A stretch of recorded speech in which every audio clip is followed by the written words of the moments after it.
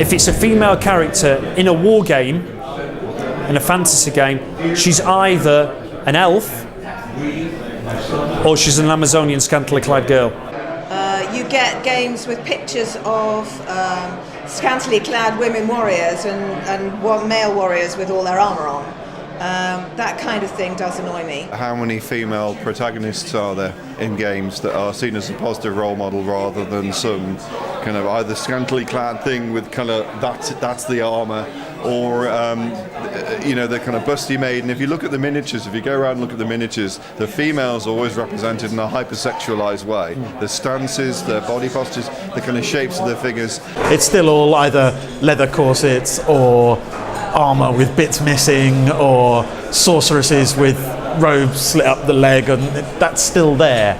Recent Kickstarter project, Kingdom Death, which looks fantastic, it's excellent, but all of their art is Japanese, kind of big boobs, big eyes, small mouth, tiny waists, obviously sexist.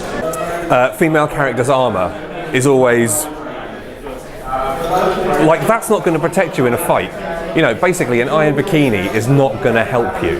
The art direction of a game conveys the whole look and feel that the players are going to have in their minds when they are playing the game.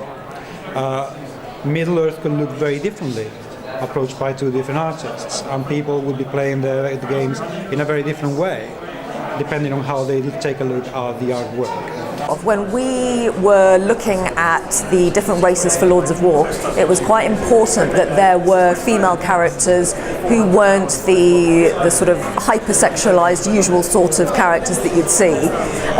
We've made sure that we have quite a range of characters, both sort of human looking as well as dwarves, elves, that sort of thing, where they're not only women, but they are older women, they are different races, they have different skin tones, they have different heights, different weapons, different costumes, and it's designed so that you can't pinpoint and say, well, that's the usual female character that you'd find in a game. Credit to the artistic community, because artists overall, they are actually embracing, they're quite happy to understand and realize. Not all of them, there are idiots everywhere, and there are idiots in the world of art, and there will always be. But overall, the artistic community, if you go to DeviantArt and you actually make a comment about things, people do react very positively, which is very, very encouraging. You want proper armour, you want like Brienne of Tarth style armour, where you're just going to wander around and smack the crap out of people and actually protect yourself. We didn't want to have the ridiculously sexualised images of women in awkward positions, sticking their boobs or their bum out, because that's just not, if you're having a battle, that's not what you're going to be doing, is it? I think the art is still reflecting that idea of what a man wants to see a woman to be, rather than what a woman might want to see. And I think more women involved in game design and as illustrators, I think, will change things. The more that we need to be more open with it. Basically, as an artist, you do find you're having to strike a fine balance between what some people could perceive as the holy hells of sexism with basically what is going to promote and sell a book.